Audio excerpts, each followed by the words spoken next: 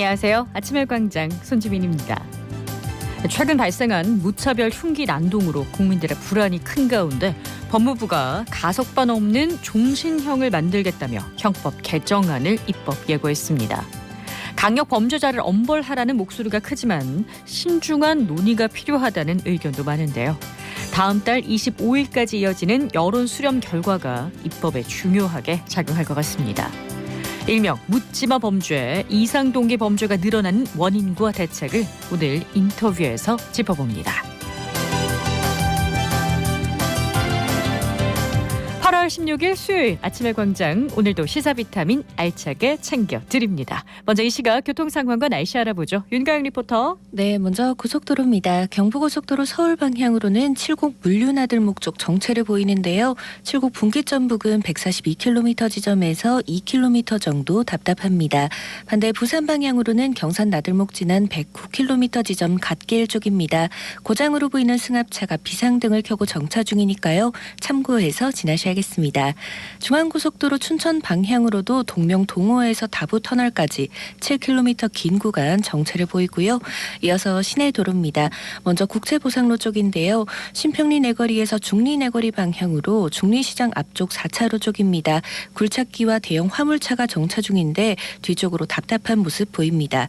동북로 복현육교에서 산격중학교 3거리 방향으로도 지체 보이고 있고, 명동로 대병교에서 건들바위 내거리 방향으로도 정체 보입니다. 대학로 복현5거리에서 경북대학교 서문 3거리 방향으로는 서문 3거리 신호 2번까지는 예상하셔야겠습니다. 마지막으로 날씨입니다. 해가 지면 바람이 조금 시원해졌지만 여전히 낮에는 햇볕이 뜨겁습니다. 오늘도 대구와 경북 내륙을 중심으로 낮 최고 33도까지 오르겠는데요. 늦은 오후부터 모레 새벽 사이에는 세찬 소나기도 지나는 곳이 있겠습니다. 오늘 낮 최고 기온 대구는 32도, 김천은 33도까지 오르겠고, 다음 주까지는 구름이 많은 가운데 평년보다는 높은 기온이 이어지겠습니다. 현재 대구의 기온은 26도, 습도는 76%입니다. 지금까지 윤가영이었습니다.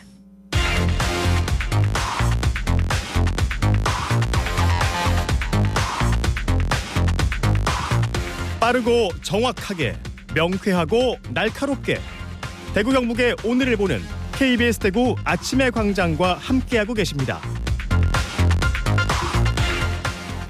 자, 대구 경북의 조간 브리핑으로 이어갑니다. 오늘 아침 뉴스 영남일보 민경석 기자와 함께합니다. 안녕하세요. 네, 안녕하십니까. 네, 첫 소식 볼까요?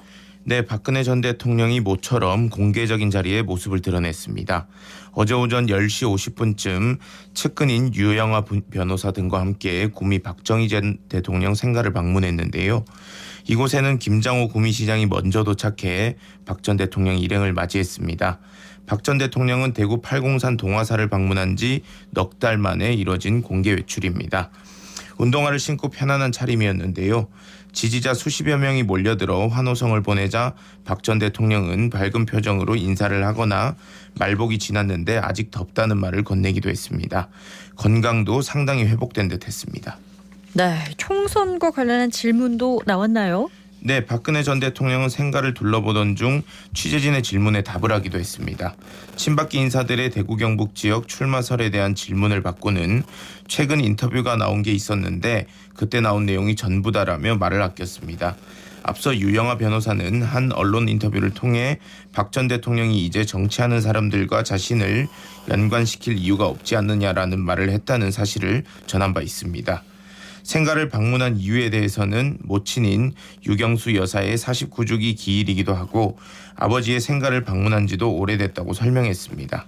그러면서 옛날엔 아버지를 모시고도 여러 번 왔었고 걸어 올라오면서 많은 분들이 따뜻하게 맞아주셔서 옛날 생각이 많이 난다고 소감을 밝히기도 했습니다. 네, 오랜만에 방문이라 박 전 대통령의 감회가 남달랐던 것 같네요. 네, 박근혜 전 대통령은 박정희 전 대통령 역사자료관을 둘러보면서 양친이 생전 쓰던 물품을 보고는 반가움을 표하며 눈을 떼지 못하는 모습을 보이기도 했습니다. 아버지가 나오는 영상을 보고는 옛 생각이 나는 듯 그 자리에 한참 서 있기도 했습니다. 이 과정에서 박 전 대통령은 자신이 가지고 있는 아버지의 유품을 기증하겠다는 의사를 밝히기도 했습니다.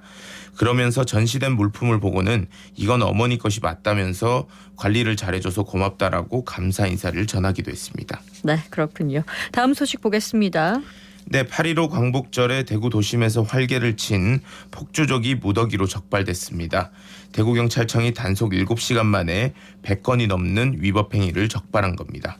대구경찰청에 따르면 지난 14일 오후 11시부터 15일 오전 6시까지 도심 내 폭주적 주요 집결지 12곳에 사이카와 기동대, 교통범죄수사팀 등 183명과 순찰차, 기동대 버스, 경찰 오토바이 등 장비 70세대를 배치해 단속을 벌였습니다. 단속 결과 114건의 위법 행위를 적발했습니다. 신호 위반이나 안전모 미착용 등 도로교통법 위반이 100건으로 가장 많았는데요. 자동차 관리법 위반 8건, 무면허 운전 4건, 벌금 수배자 1명 검거 등이 뒤를 이었습니다.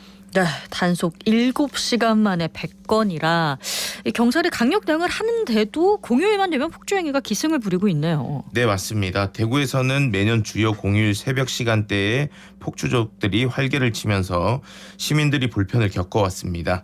이 같은 폭주족 문화는 1980년대 후반부터 이어져 오고 있는 것으로 알려졌는데요. 이에 대구경찰은 올해 광복절에는 폭주행위를 반드시 근절하겠다는 강한 의지를 갖고 지난 7일부터 14일까지 이륜차 사전 집중 단속을 벌였습니다.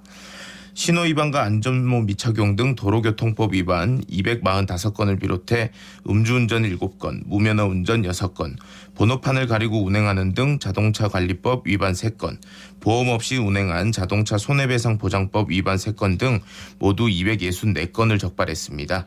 경찰은 체증 영상을 분석해 폭주 활동에 가담한 운전자를 추가 처벌할 방침입니다. 네, 다음 소식은요. 네, 광복절인데도 대구 유일의 일본군 위안부 역사관이 휴관으로 문을 닫아 시민들을 아쉽게 했습니다. 광복절인 어제는 법정 공휴일이라 정기 휴관 안내문이 붙어 있었는데요. 위안부 기림의 날인 14일은 월요일로 역사관의 정기 휴무일과 겹쳤습니다. 광복절을 맞아 희움 역사관에 둘러봤다는 관광객들은 정기 휴관 안내문을 읽으며 허탈해했다고 합니다. 네. 정신대 할머니와 함께하는 시민 모임이 운영하는 이곳은 위안부 피해자를 후원하는 물품 수익금과 대구시 여성가족부의 지원금 등으로 지난 2015년 12월에 문을 열었습니다. 네. 역사관의 운영 주체가 시민단체이다 보니 운영비 등이 열악한 탓이라고 합니다. 이에 따라 적극적인 지원이 필요하다는 지적이 나옵니다. 네, 광복절이나 일본군 위안부 기림일 같은 날에는 역사관을 방문하고 시민들과 함께할 수 있는 뭔가 활동 같은 것도 좀 펼쳐지면 좋겠다라는 바람 가져보게 되네요. 마지막 소식 전해주시죠. 네, 제6호 태풍 카눈으로 큰 피해를 입은 대구 군위군이 특별재난지역으로 지정됐습니다. 군위군이 이번 태풍으로 입은 피해액은 71억 8천만 원 정도인데요. 공공시설과 사유시설에 대한 피해 복구비의 50에서 80%가량을 국비로 지원받을 수 있습니다. 또 피해 주민들은 국세 납부 예외, 지방세 감면 등의 일반 재난지역 혜택에다 건강보험료, 전기, 가스, 통신요금 등을 감면받을 수 있게 됩니다. 네, 오늘 아침 뉴스 영남일보 민경석 기자였습니다. 고맙습니다. 네, 감사합니다. 안녕하세요. 저는 범어동에서 안경을 운영하고 있는 백상훈입니다. 일한 지는 15년 되었고 범어동에서 안경을 운영한 지는 10년 정도 되었습니다. 사실 대부분 안경사들의 최종 목표는 자기 사업을 하는 것입니다. 저도 마찬가지였고요. 처음에는 다른 전공을 했었는데 친구들을 보니까 그 안경광학과라는 곳이 진로가 안정적인 것 같기도 하고 자기 사업을 할 수 있는 부분에서 장점이 있는 것 같아서 이곳에 발을 들이게 되었습니다. 동네 특성상 아주 젊은 분들보다는 40대에서 50대 이상 손님들이 많이 오시는 것 같고요. 대부분 안경을 맞추러 오시는 분들이 많으십니다. 예전에는 자외선 차단이 되는 안경을 많이 찾으셨다면 요즘은 자외선 차단은 당연하고 휴대폰이나 컴퓨터를 사용하실 때 보호가 되는 블루라이트 차단 안경을 많이 찾으시고요. 멀리 가까이 다 보이는 다초점 렌즈나 골프 전용 선글라스 렌즈 등등 다양하게 많이 찾으시는 편입니다. 사람을 상대하는 일이다 보니까 어떠한 경우에도 친절하고 예의 있는 모습을 보이려고 노력을 합니다. 가끔 멀리서 검색하고 찾아오시는 분들이나 손님들의 소개로 오신 분들께서 만족하시고 재방문해 주실 때도 감사함을 느낍니다. 그런 분들이 오시면은 더 잘해드리려고 노력도 하고 기분도 좋습니다. 자영업자분들 모두 똑같은 마음이시겠지만 항상 힘듭니다. 코로나, 고금리, 폭염 근데 이런 거 모두 핑계일 수도 있지만 더 나아지도록 노력하고 그렇게 함으로써 더 많은 분들이 방문해 주시고 만족하시도록 노력하겠습니다.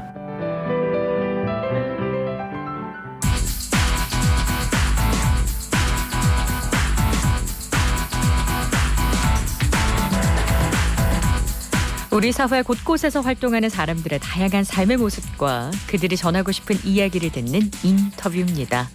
며칠 전 수성구의 한 편의점에서 흉기 위협 사건이 발생해 경찰이 조사 중에 있습니다. 지난주에는 흉기를 소지한 피의자가 구속되면서 시민들의 걱정과 불안이 큰데요. 이런 현상을 어떻게 봐야 할지, 또 사회적으로 어떤 대책이 필요할지 범죄 심리 전문가인 대구 가톨릭대학교 김상훈 교수 연결합니다. 안녕하세요, 교수님.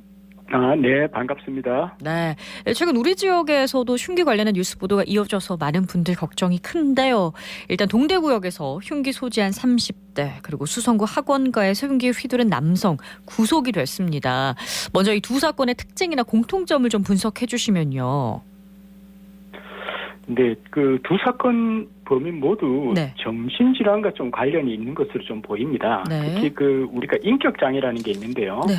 이 인격장애 중에 하나가 바로 분열형 인격장애, 즉 조현형 인격장애 소견을 좀 가지고 있거든요. 네.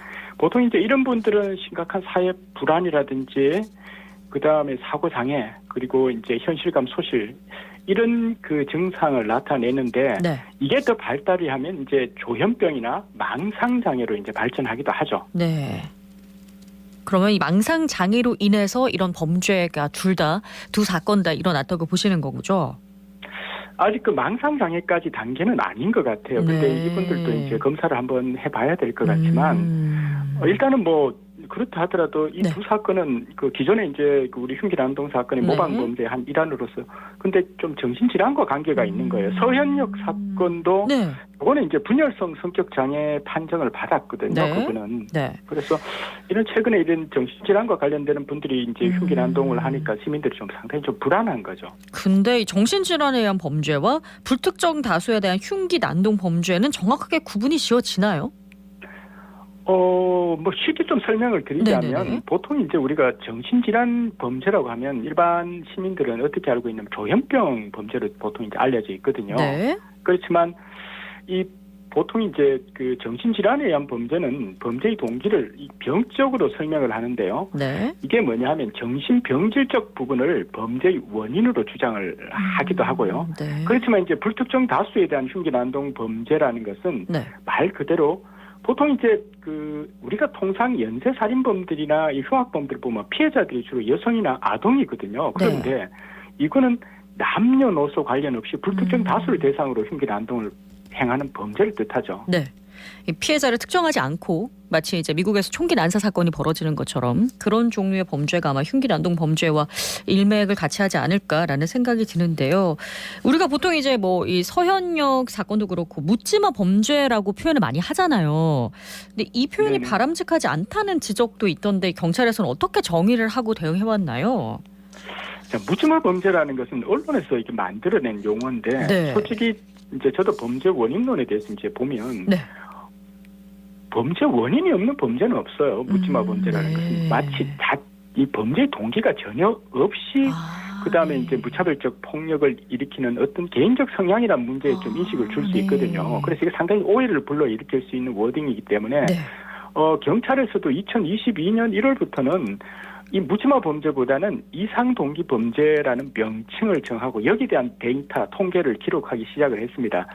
즉 그 이상 동기 범죄라는 것은 뚜렷하지 않는 거 없는 게 아니고 네. 그리고 일반적이지 않는 동기를 가지고 어떤 불특정 다수를 대상으로 이제 벌이는 어떤 폭력적 범죄를 말하는 겁니다. 그렇군요. 근데 이제 말씀하신 것처럼 이상 동기 범죄는 예전에도 있었고 또 데이터를 수집하고 있다고 경찰이 말씀해 주셨잖아요. 근데 서울 신림역 흉기 난동 사건 이후에 갑자기 이렇게 전국적으로 연이어서 발생하고 있는 이유는 어디에 있다고 보시나요? 통상 우리가 보니까 이게 약간 모방범죄 성격이 강한데요. 네. 이게 약간 제가 한번 이 자료를 한번 찾아봤어요. 네네. 그랬더니 주로 이제 시골보다는 장소적 어떤 특징을 보면 대도시에서 일어납니다. 네. 그리고 계절적 그걸 또 좀 한번 확인해 봤거든요. 네. 그랬더니 주로 여름철, 지금 여름철이죠. 네. 여름철 오후나 주로 저녁 시간에 주로 발생을 하고요. 네.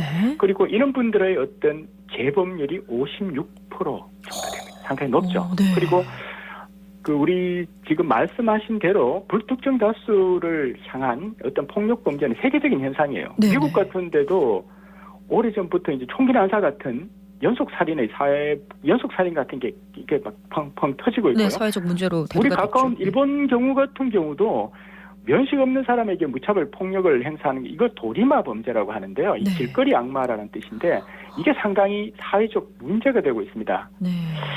그래서 왜 이렇게 이런 신드림이 되냐 하니까 네. 이게 범죄학 이론에 보면 범죄 감염 이론이라는 거 하는 게 있는데요. 네. 이게 뭐냐면 주로 테러 범죄 쪽하고 관련되는 건데 언론에서 한 역할을 했다는 겁니다. 언론에서 자꾸 무절제한 보도 또는 네. 특정 위주의 어떤 발표를 막 정부에서 하니까 잠재적 범죄자들이 주목받고 싶어서 한번 자기도 이 범죄의 어떤 발현을 하는 거죠. 네. 뭐 이렇게 보는 관점도 있더라고요. 보니까. 네, 이제 범죄 감염이라는 얘기를 해주셨는데, 근데 과거에도 흉기 난동 사건 일어나면 모방 범죄를 볼 수 있는 사건들이 좀 연이어 발생하곤 했었습니다. 근데 범죄 양상에 있어서 최근과 그 이전과 좀 다른 특징이 있을 것 같아요.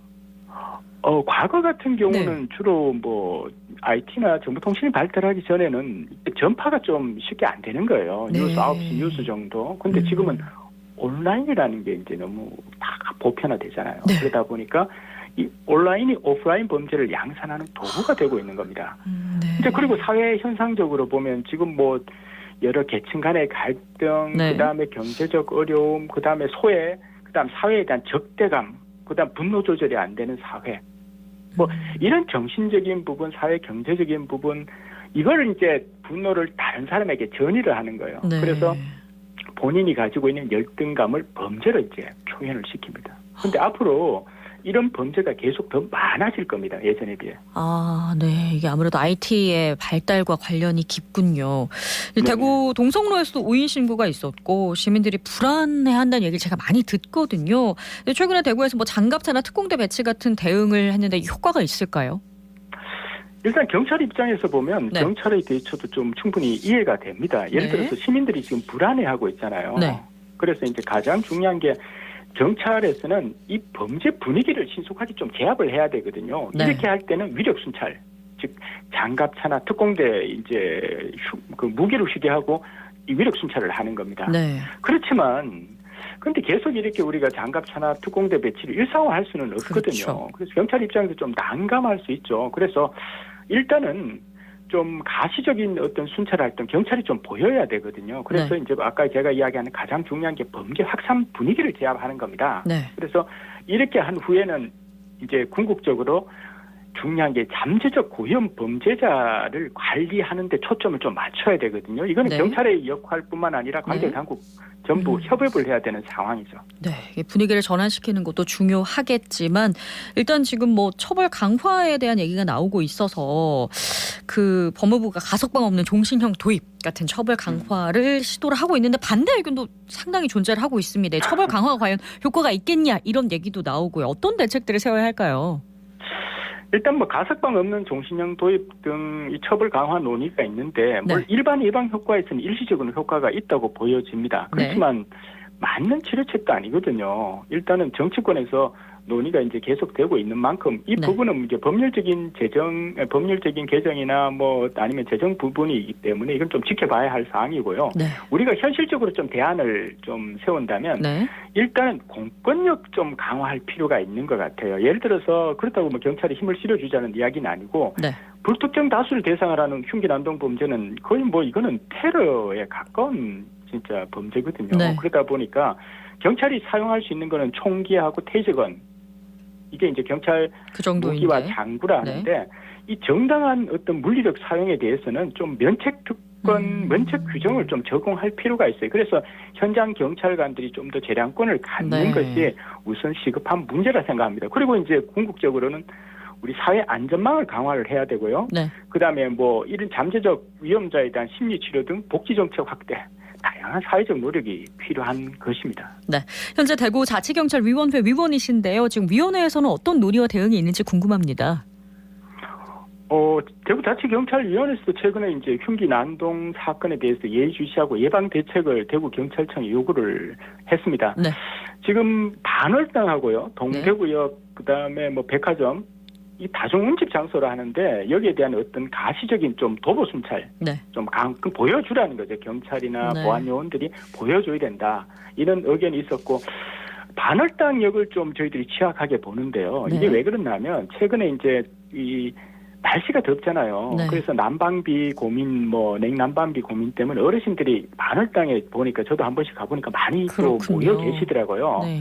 그런데 만약에 여기에서 흉기 난동이 있으면 이분들은 방어 능력이 없어요. 도망할 네. 그것도 좀 행동도 느리고. 그래서 만약에 여기서 발생한다면 다수의 사상자가 발생할 수도 있다라는 어떤 지적도 했습니다. 네, 그렇습니다. 시간 그리고 관계상 교수님 여기까지 들어야 될 것 같습니다. 오늘 말씀 고맙습니다. 네, 감사합니다. 네, 대구 가톨릭대학교 경찰행정학과 김상훈 교수였습니다.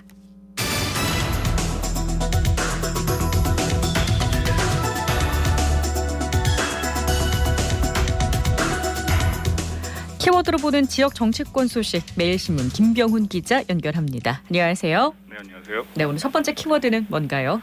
네, 주호영 의원이 안 보인다입니다. 여당 최다선인 5선 주호영 국민의힘 의원이 지난 4월 원내대표에서 물러난 이후 신문방송 등 언론 지면에서 사실상 사라졌다는 얘기가 나옵니다. 그러고 보니 주호영 의원 소식을 들은 지가 꽤 된 것 같습니다. 네, 그렇습니다. 주 의원은 지난 4월 원내 지휘봉을 윤재욱 원내대표에게 물려준 후 뚜렷한 행적을 남기지 않고 있습니다. 법률안 대표 발의는 지난 5월 여신전문금융업법 일부 개정안이 마지막인데요. 소속 상임위원회인 기획재정위원회에선 회의에 출석은 하되 발언이 거의 없습니다.